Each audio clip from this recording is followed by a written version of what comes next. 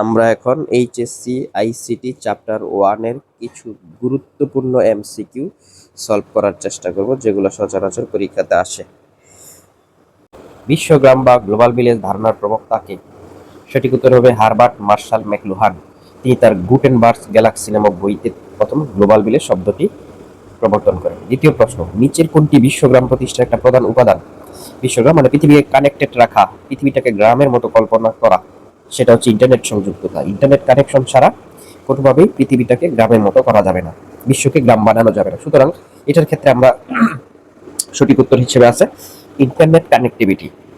তো এটা বিশ্বগ্রামের খুবই একটা গুরুত্বপূর্ণ উপাদান। হ্যাঁ, তারপরে আরো কিছু উপাদান আছে, যেমন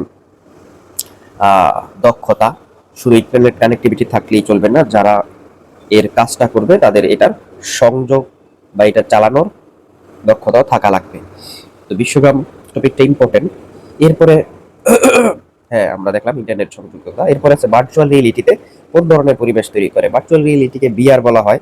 তো ভার্চুয়াল রিয়েলিটি মানেই নকল জিনিসটাকে বাস্তবের মতো দেখাবে। হ্যাঁ, তো এইখানে আমাদের সঠিক উত্তর হচ্ছে কম্পিউটার সৃষ্ট কৃত্রিম পরিবেশ। মানে কম্পিউটারের মাধ্যমে এরকম একটা পরিবেশ সৃষ্টি করা হবে যেটা আমাদের কাছে বাস্তব মনে হবে, কিন্তু আসলে সেটা বাস্তব নয়। এরপরে হচ্ছে ভার্চুয়াল রিয়েলিটিতে কোন ধরনের